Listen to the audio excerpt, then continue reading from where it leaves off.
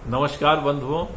आज जो मैं कहने जा रहा हूं उसे कहते हुए मुझे बड़ा दुख हो रहा है।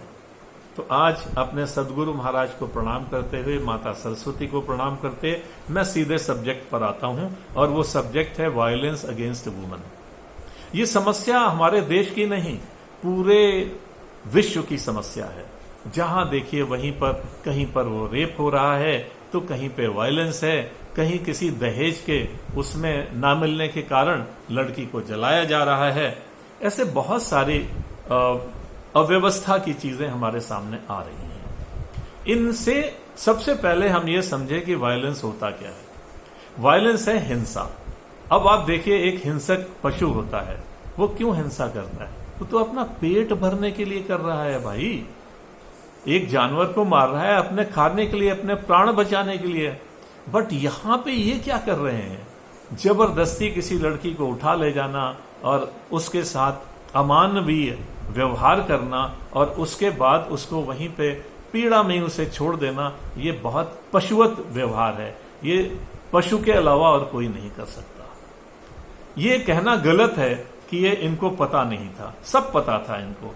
इतनी वेदना जो उसके सामने हो रही है, उसके बाद भी अगर ये व्यक्ति पशु की तरह व्यवहार कर रहा है तो वो किसी भी तरह से क्षमा करने योग्य नहीं। दूसरा वायलेंस है, जैसे मैंने बताया, ये दहेज या कोई भी जब लड़की शादी होकर के अपने नए घर में जाती है, दूसरे घर में जाती है, भाई उस घर की जो भी व्यवस्था है उसको समझने में कुछ तो समय लगेगा।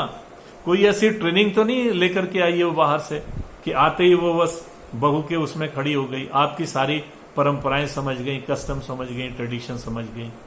तो घर का जो व्यवहार है वो हमारा अच्छा होना चाहिए। अगर हम उसको प्रताड़ना देंगे, उसको हमेशा बुरा भला ऐसे बोलते रहेंगे, उसके परिवार के लोगों को अगर हम गलत शब्दों से उसका वो करेंगे तो उसका मन टूटेगा। तो ये भी एक तरह की वायलेंस है। और जहां पर वो बहू को जला देते हैं इसलिए कि परिवार वालों ने उनको पैसा नहीं दिया, ये भी बहुत गलत है, बहुत ही अमानवीय व्यवहार है। तो इसके लिए उनको सबको सजा मिलनी चाहिए और वो मिलती है। तीसरी जो मानसिक वेदना है, इस जो हमारे उसमें कि हम उसको कुछ कर नहीं पाते, तो आप उस स्त्री को तो पीड़ा दे रहे हैं, उसके पूरे परिवार को भी पीड़ा दे रहे हैं। अब इससे निकलने का क्या तरीका है? सबसे पहले हमारे सभी घरों में बेटियां हैं, उन बेटियों को अच्छी से अच्छी शिक्षा दीजिए। अच्छी शिक्षा देंगे और उनको ये बताइए कि कोई भी फिजिकल जो वायलेंस है उसको बचाने के क्या तरीके हैं। पहला यह है कि ऐसी जगह पर ना जाएं जो सुनसान इलाके हों। सुनसान इलाकों पर ना जाएं। अगर आप जा रहे हैं तो किसी सुरक्षा के साथ जाएं। जैसे आप मान लीजिए, अब आजकल बच्चों के अंदर एक वो है कि हमें पार्टी करनी है। ठीक है, आप पार्टी कर रहे हैं, माँ बाप से आपने परमिशन ली, आप चले गए, लेकिन वापस आने की क्या गारंटी है, क्या सुरक्षा है? आप बोलेंगे कि चलो उस लड़के के साथ आ जाएंगे, क्या वो लड़का सक्षम है?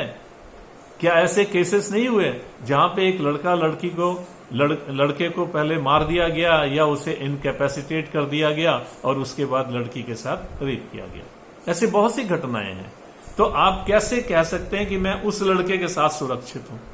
क्या वो कमांडो है? क्या है वो? तो इसलिए इस तरह से कार्य करना ठीक नहीं। अब क्या कर सकते हैं कि जैसे मान लीजिए आप बाहर गए किसी पार्टी में, पहला बात ये इंश्योर करिए कि वहां पर कोई बड़ा आदमी है। जिस घर में पार्टी हो रही है उसमें भी तो कुछ होंगे, कोई पेरेंट तो होंगे। तो वो पेरेंट्स जो हैं वो इसकी जिम्मेदारी लें, तब आप अपने बच्चे को भेजें, नहीं तो मत भेजिए। कुछ भी बोले, उसको भेजने की आवश्यकता नहीं है। अब जब हमने उसको वहां भेज दिया और मान लीजिए लेट हो गया किसी भी कारण से, बच्चे आपस में एंजॉय कर रहे थे, देर हो गई तो आप बच्चों को बोलिए वहीं सो जाओ।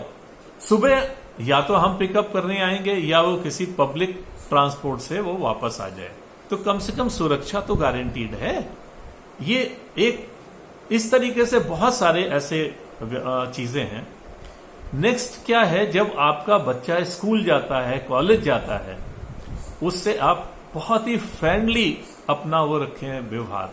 क्यों फ्रेंडली रखें कि वो बच्चा गया स्कूल से वापस आया, अच्छा आज स्कूल में क्या हुआ, कौन कौन तुम्हारे दोस्त हैं, कितने मित्र हैं, क्या करते हैं, कहाँ रहते हैं। आपको अपने बच्चे के सारे मित्रों के बारे में ठीक से पता होना चाहिए। किसके साथ तुम्हारा ज्यादा संबंध है, किसको तुम बहुत पसंद करते हो।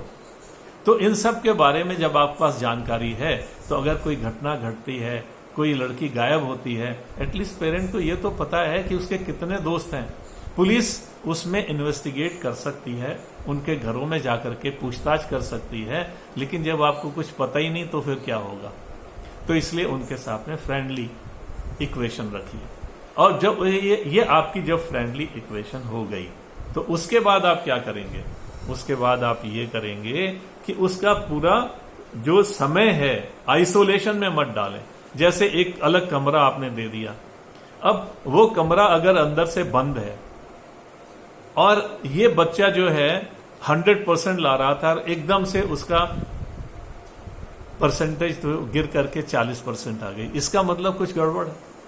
इसी प्रकार से स्कूल में बुली अगर हो रहा है आपका बच्चा, चाहे लड़का है चाहे लड़की है, ये सब बुली होते हैं, पीयर प्रेशर पड़ता है, तो उसमें ये लोग सिगरेट जबरदस्ती इनको पिलाई जाती है या इनको ड्रग पिलाई जाती है।